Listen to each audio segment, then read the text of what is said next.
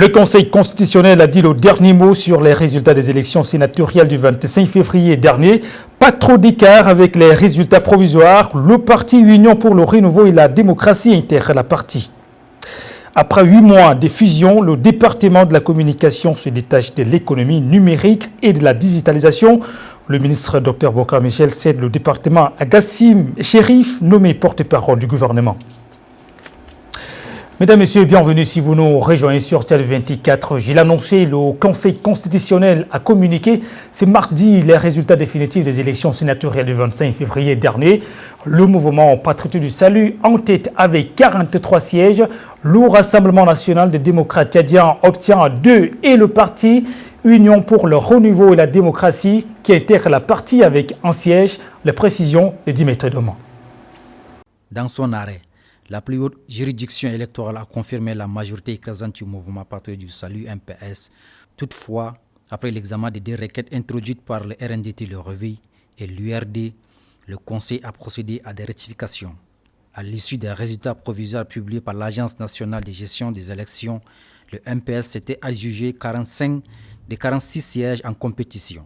Mais les réclamations portées par le RNDT Le Réveil pour le Logone occidental et pour l'URD pour le Maï-KBS ont été jugés fondés par le Conseil constitutionnel.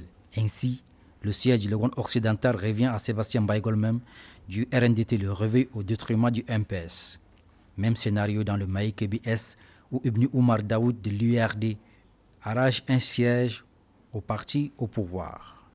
Considérant qu'en application des dispositions de l'article 64 alinéa 3 de son règlement intérieur, le Conseil constitutionnel a par lettre numéro 028-PCC-EG-2025 du 28 février 2025 sollicité et obtenu de l'ANGE les bulletins de vote de la circonscription électorale du Mayo-Kébi-Est. Considérant qu'après vérification des 10 bulletins, il ressort que les 3 bulletins déclarés nuls par l'ANGE sont en réalité valides, en ce sens que les électeurs ont bel et bien coché la case correspondant au candidat, en l'occurrence de l'URD. Avec ces résultats définitifs, les nouveaux sénateurs peuvent désormais entrer en fonction, ouvrant ainsi une nouvelle page dans le paysage institutionnel du pays. Par décret numéro 122/PR/2025, le président de la République, le maréchal Mamadi Déby Itno, sur son quota, a nommé les 23 sénateurs restants, ce qui fait de la liste complète des sénateurs dont le nombre est de 69. Après 8 mois de fusion avec le ministère des Télécommunications, de l'économie numérique et de la digitalisation, le ministre Dr Bokar Michel cède le département de la communication à Gassim Chérif, nommé porte-parole du gouvernement. La cérémonie de passation de service a eu lieu ce mardi, présidée par le secrétaire général adjoint du gouvernement, Saleh Bourma. Le point est avec Yacoub Abdelhamouloud. Ministre porte-parole du gouvernement dans l'actuel exécutif, Gassim Chérif prend de plus les rênes de la communication au détriment de Dr Bokar Michel. Évaluant ses activités, ce dernier a estimé que le bilan de son mandat a été positif. Dans le même veine, dans son discours d'intronisation, Gassim Chérif a exprimé sa gratitude envers le gouvernement et se dit sacrifié pour défendre la liberté de presse et le respect de la déontologie de ses métiers. On doit aussi mener ensemble une lutte farouche contre ce qu'on appelle les fake news, qui prennent beaucoup de place. Vous allez être impliqués, mais dans les limites de la liberté d'expression. Ça aussi, il faut tenir à le dire. Parfois, il y a des dérives, et en cela, il y a la AMA, l'organe de régulation, qui doit aussi faire son travail. La liberté d'expression ne veut pas laisser aller. Les 2 hommes ont signé les procès-verbaux sanctionnant cette remise officielle des charges au nouveau ministre de la Communication sous les auspices du secrétaire général adjoint du gouvernement, Saleh Bourma. Entré au gouvernement il y a à peine 1 mois, Gassim Chérif cumule à partir de ce mardi 3 mars la fonction de la communication et celle du porte-parole du gouvernement au sein de l'équipe Alamay Halinadi. Et dans le chapitre de la Semaine nationale de la femme tchadienne, une foire s'est ouverte à la Maison nationale de la femme tchadienne de N'Djamena. Plus qu'une image pour les participantes, au reportage de la Nathalie. La Semaine nationale de la femme tchadienne change de tradition. Elle se fait sentir en N'Djamena. À la Maison nationale de la femme, une foire est ouverte. Ici, les femmes s'expriment à travers divers actes et se sentent complètement décomplexées. Pour elles, c'est aussi un bon cadre pour valoriser les compétences féminines qui promeuvent l'autonomisation des femmes et donc une voie de développement économique. Souligne Mariam Ismaël Kiré, déléguée des femmes et des enfants auprès de la province de Wadifira. La femme est l'épicentre du développement. Comme l'a dit Mao Tse-tung, les femmes soutiennent la moitié du siècle. Elle n'est pas à négliger. Elle n'est pas à négliger et la femme tchadienne est partout capable et à l'avant-garde. Pour ces femmes, cette foire est une image d'un souhait existentiel, celui de lever toute inégalité et d'assurer les rôles moteurs dans la construction de la société. La journée du 4 mars a été consacrée à la sensibilisation pour la lutte contre l'exploitation sexuelle, un phénomène qui touche aussi le Tchad, pays à haut risque d'exploitation et abus sexuels selon l'indice multidimensionnel des risques DAS des Nations Unies, Manda Barka. L'exploitation sexuelle est une violation des droits de l'homme qui vise principalement les femmes et les enfants. Ces pratiques sont alimentées par des facteurs socio-économiques et des systèmes politiques oppressants.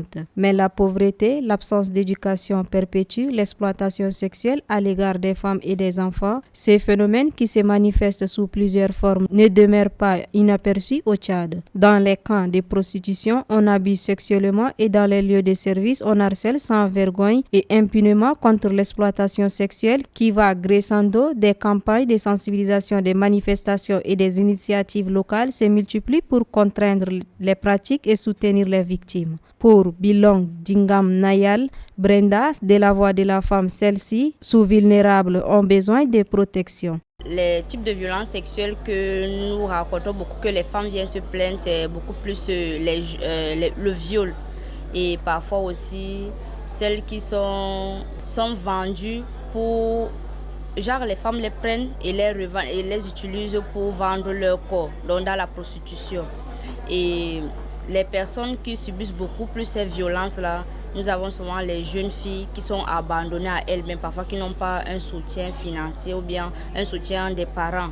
Malgré la mobilisation des uns et des autres, on constate qu'à N'Djamena, les abus sexuels ont baissé d'un cran. Le gouvernement, les organisations non gouvernementales et les citoyens émettent des sites d'alarme. Denis Amin Diagal, chef de division adjointe de l'accès au droit et à la justice, s'oppose à l'exploitation sexuelle. Tchad a également ratifié les textes internationaux qui interdisent l'exploitation sexuelle d'enfants. Et dans ce sens-là, je pense que cette journée, elle est très opportune. Elle entre aussi dans la Semaine nationale de la femme. Et la Semaine nationale de la femme protège également la petite fille.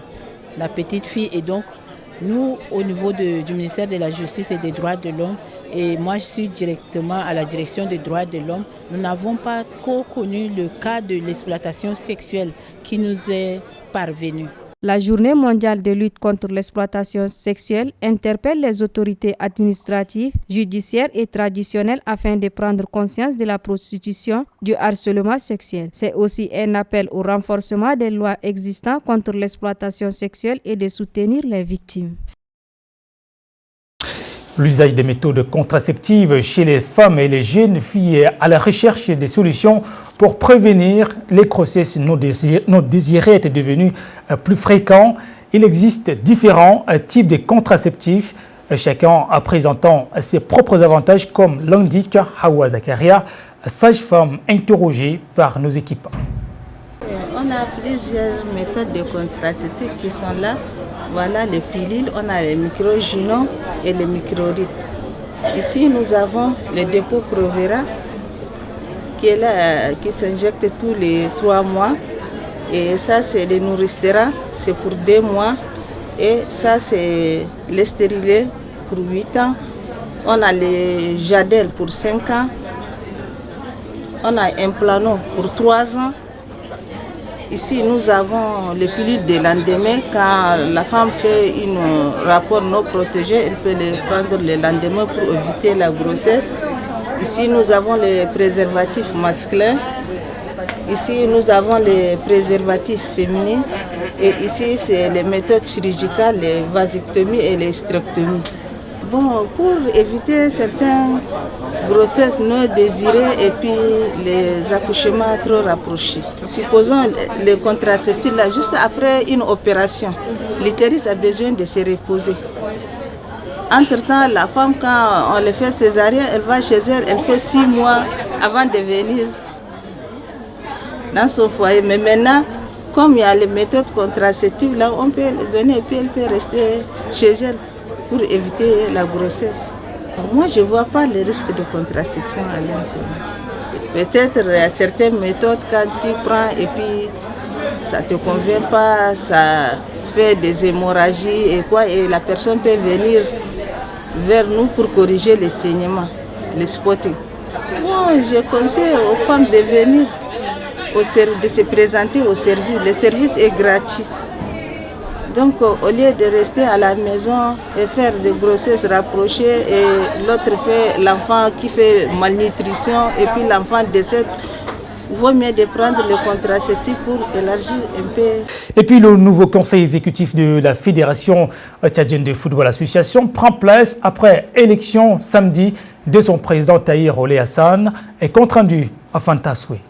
Un nouveau exécutif composé de 23 membres, dont 2 femmes, présidé par Tahir Oley Hassan, dirige désormais la Fédération tchadienne de football association. Cette équipe, qui vient de prendre fonction, est chargée d'assurer la continuité des activités de l'instance footballistique au Tchad. Prenant la parole, le nouveau président a remercié tous ceux qui l'ont soutenu et contribué à sa victoire pendant le scrutin des membres de la Fédération tchadienne de football association. Jugeant transparent le déroulement de ces élections, Tahir Oley Hassan demande aux différents clubs et équipes de mouiller le maillot pour faire retenir le football tchadien. Merci à tous ceux qui ont contribué de loin ou de près à rendre possible cette élection et qui n'a pas été du tout facile, mais malgré les difficultés, nous sommes arrivés à tenir une élection en respectant les textes de la Fédération tchadienne de football association, comme l'a dit le secrétaire général. C'est lié ici de dire merci à tous ceux qui ont contribué, de loin ou de près. Tous ceux qui en tout cas veulent que le football avance doivent se serrer les ceintures et nous appuyer à ce que nous puissions faire changer l'image de notre football. Dr Ahmad Abba Ahmad, le secrétaire général intérimaire, a souhaité bon vent au nouveau bureau exécutif. La cérémonie de passation a pris fin par la signature des documents installant définitivement Tahir Oley Hassan dans ses nouvelles fonctions. Mesdames, Messieurs, voilà tout pour cette édition. Merci à vous de l'avoir suivi.